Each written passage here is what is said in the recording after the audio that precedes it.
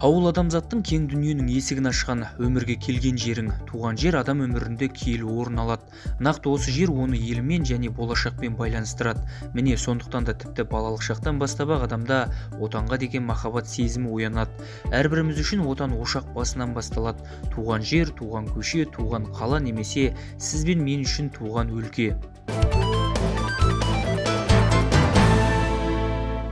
Біздің бүгінгі түсірілім тобымыз Шежіреге бай Шардара ауданына қарасты Алатау Батыр ауылдық округіне табан тіреді.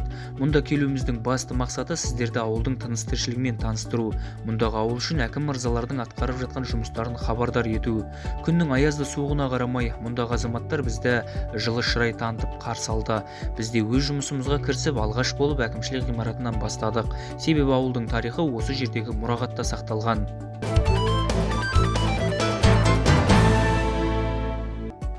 Алатау Батыр ауылының қазығы 1971 жылы қағылыпты. Кеңестік заманда күріш совхозы болып құрылған ауылды кезінде Целинный совхозы деп атап кеткен екен. Сол бір кезеңдерде күріш егуден және өнім жинау көрсеткішінен бұл совхоз КСРО елдерінің арасында алғашқы орынға қол жеткізген деседі. Күріш егудің майталманына айналған ұлы тұлғалардың бірі Сырбек Кәттәбеков. Кеңестік дәуірде осы атақты қорғап қалған. Қазіргі таңда бұл ауылдың тыныс-тіршілігі жаман емес, бірі жер жытып диқан бабаның көзін тапса, енді төрт түлігін сайлап мал шаруашылығымен айналысуды көздеген. Тіпті шағын және орта бизнеспен айналысып жүрген талапты жастар да жетерлік. Жалпы айтқанда ауылда мал бордақылау саласы кеңінен етек жайып келеді. Көк базарлар мен алыс жақын елді мекендерді етпен қамтамасыз етіп жүргендер ауылдың экономикасы мен тұрақтылығын ұстап келеді. Әрім қалып барамыз, Құда қаласа таза етін, ақшасын аламыз. Шардараға да, ауданымызға да азы көп апарып жатыр ол жаққа да. Бұйырғаны несібемізді алып қайтып жатыр. Жұмыс табылады ғой істеген адамға. Қимылдасаң табылады жұмыс. Құдайға шүкір болып жатыр өзімізде. Ауыл шаруашылығын дамыту мақсатында ауылда бірқатар жобалар жүзеге асырылып келеді. Солардың бірі Пұйт 2 бағдарламасы, яғни егін шаруашылығына қажетті каналдарды тазалау, ағын суды тиімді пайдаланып, шаруаларға толыққанды сумен қамтамасыз ету. 8 шақырымнан астам каналды бетондауға республикалық бюджеттен қаражат бөлінген. Мойынға артылған жүкті арқалаған СМЕК компаниясы бұл жоба ауыл үшін де, шаруалар үшін де маңыздылығын жеткізді. Біздің тұрған құрылыс алаңымыз Пұйт 2 бағдарламасындағы Қызылқұм 1 деген жоспар. Қызылқұм 1 жоспары 12,5 мың гектар жерді қамтиды. Ол жерде екінші басқыштағы 7 каналды қайта құру, сосын 3-ші басқыштағы каналдар бар, және дренажды кәріздік су жүйелерін қайта құру. Бұл жерде жоспар бойынша қаралғаны. Бөлінген қаражат бұған 23,5 миллиард теңге, бүгінгі таңға 1,5 миллиард теңгесі игерілді. Жоспар бойынша 2021 жылдың сол желтоқсан айында аяқталу керек. Мына тұрған каналымыз 5R2 деген каналы. Бұл жерде 1700 гектардай жер су ішеді. Жобаның ең басты мақсаты суды тиімді пайдалану, және судың шығынын азайту, және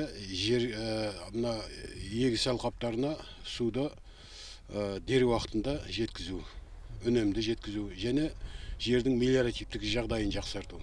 Мына кәріз жүйелерін толық тазаланады, мелиоративтік жағдайлары жақсарады. Шаруаларға тоқталдық. Енді ауылдың ішіндегі атқарылған жұмыстарға тоқталсақ, 10 мыңнан астам тұрғыны бар елді мекенде бірқатар маңызды істер атқарылған. Жыл басынан бастап 12 көшеге асфальт төсеу жұмыстары жүргізілген. Жол бойы тізбектеліп, жарық шамдар қойылған. Су жаңа жолдар мен жарық шамдар ауылдың ажарына ажар қосқандай, тіпті шағын қалашықтай өзгерген десек артық айтпағанымыз. Ауылдың жастары да түнгі ауылдың көркіне тамсанып келеді. Ауылда жол төселіп, ауылда лотоктарында су жүріп жатыр, тал егіліп жатыр. Сосын супермаркеттер ашылып жатыр. Көп мекемелер ашылып жатыр. Ауыл жалпы көркейіп келе жатыр, свет қойылып. Ауылда қорқпаймыз, аудан сияқтылып келеді. Бұдан да бөлек ауылда 2 білім ошағы, соңғы технологиялық аппараттармен жабдықталған аурухана, 1 мәдени ошақ, 2 бірдей мемлекеттік балабақша, сонымен қатар кітап қойнауына бай алып кітапхана ауыл тұрғындарының қажеттілігіне жарап тұр. Сондай-ақ жеке кәсіпкерлік нысандар салынуда. Ауыл азаматтарын жұмыспен қамтуды көздеген белді кәсіпкерлер ауылдың экономикалық дамуына өзіндік үлестерін қосу үстінде. Келесі жылға тағы да жоспарымыз мынау Пуйдек бағдарламасына енген 2021 жылдың аяғына бітетін тік дренажды ұңғымалар іске қосылса, жер асты су төмен түссе, үйілгелік сулар жеткілікті болса, ауылымыз бұдан да көркейе түседі деп отырмыз. Біз негізгі мақсатымыз ауылымызды абаттандырып, жұмыс орындарын табу, халыққа тұрғын үй салуға жәрдем беру және әлеуметтік мәселелеріне жәрдем беру. Былтырда бізде қазір осыда ел болған екен, болады төмен отбасылар бар өзіміздің ауылда. Оларға кәсіпкерлердің демеушілігінің арқасымен әлеуметтік себет беріп тұрамыз. Ол біз әр кәсіпкерге барып өтініш жасамаймыз. Олар өздері келіп бізге осындай бір әлеуметтік төмен отбасылардың тізімін берсеңіз, сол бойынша сол төмен отбасыларға жәрдем берсек деп, оның күріш майын өздері таратып береді. Біздің міндетіміз тек оларға тізім береміз. Мысалы, былтырдың өзінде 3,5 миллионға әлеуметтік себет таратты. Кәсіпкерлеріміз белсенді жұмыс істейді. Біз оларға бірдеңен міндеттеп айтпаймыз, тек ұсыныс айтамыз, яғни ақылдасамыз. Мына жерде кішігірім мини стадиондар салып жатыр. Әлі де атқаратын жұмыстарымыз көп енді. Жалпы халықтың әлеуметтік жағдайы енді күннен көтеріліп келеді. Мынау негізгі ауыл шаруашылық дақылдарының мақта өнімінің әсіресе бағасы жоғары болса, мынау енді алдағы уақыттарда сондай бір үмітіміз бар. Құда қаласа мақта дақыл, күріш дақылын, бау-бақша дақылын және мынау мал шаруашылығы да жаман дамып жатқан жоқ бізде қазіргі. Аудан бойынша сыбаға бағдарламасы, құлан бағдарламасына, алтын асық бағдарламасы бойынша бізде алдыңғы көрсеткіште тұрмыз. Ірі кәсіпкерлеріміз бар. Құмның етегінен құдық қазып, өрісін дамытып жатыр, мал шаруашылығымен айналысып жатыр. Етті бақытты жұмыс істеп жатырмыз. Үйдегі қазір өздеріңіз көргенде жаңағы мал бордақылау алаңдары ашылып жатыр. Арнайы бұл жөнінде мәліметтер жинақтап отырмыз. Бұрын осыдан 2 жыл бұрын тек бір мал бордақылау алаңы болса, қазір 10 шақты мал бордақылау алаңы ашылды. Оның бәрі әйтеуір халықтың күнөмінге мынау бүгінгі таңға өздерін кәсіпкерлікпен бейімдеп отыр. Әр шаруашылық өздерінің нәпақасын осы малдан, жерден табуға өздері үйренісіп келе жатыр мына. Біз танысқан ауыл міне осы. Жан-жағы жайқалған ағаштар, тынымсыз еңбек етіп жүрген техникалар, бір-бірімен ынтымағы мен татулығы жарасқан ауыл тұрғындары. Еліңнің ұлы болсаң, еліңе жаның ашыса, азаматтық намысың болса, қазақтың ұлттық жалғыз мемлекетінің нығайып көркеюі жолында жан теріңді сығып жүріп еңбек ет. Жердің де, елдің де иесі өзің екеніңді ұмытпа.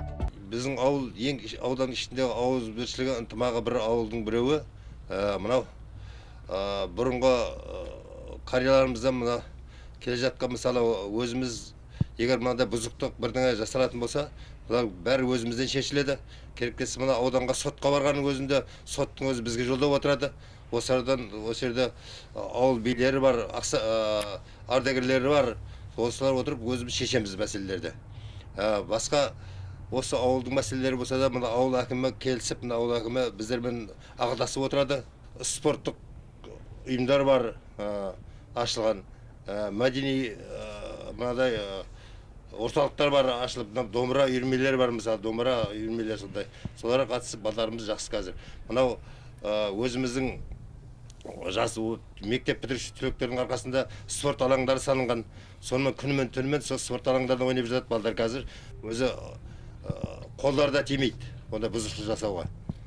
Ынтымақтың бірлігі осы, мына айтып отырмын, мына қоғам мемлекеттің қолдауына қарамай көшелерге мысалы светті бәрін өздері қойып жатыр мысалы. Бәрі осы кез келген кешегі ауыр кезінде де жағдайы жоқ отбасыларға көмек берілді. Мешіттерде әкеліп беріп, осы жерде тарқатып тамақ берілген жоқ. Өйткені тамақ берілге болмайды қазір не кезінде, карантин кезінде. Соны үйіне барып, жағдай жоқ нелерге осы әкімшіліктен, мына мешіттен алып, жағдай жоқтарға таратып отырады адамдарымыз. Жобамызда өз соңына таяп қалды. Берілген уақытта өз мәресіне жетті. Сөз соңын қазақ ақыны Мұқағали Мақатаевтың мына бір өлең жолдарымен аяқтасам. Бір әңгіме қозғаш ауыл жайлы, бұдан артық рахат табылмайды. Бұлдырасын сағымдай өткен бір күн, бір әңгіме қозғашы ауыл жайлы. Сіздермен қоштаспаймыз, келесі ынтымағы мен бірлігі, татулығы мен тұздығы жарасқан ауылда кездескенше сау саламатта болыңыздар.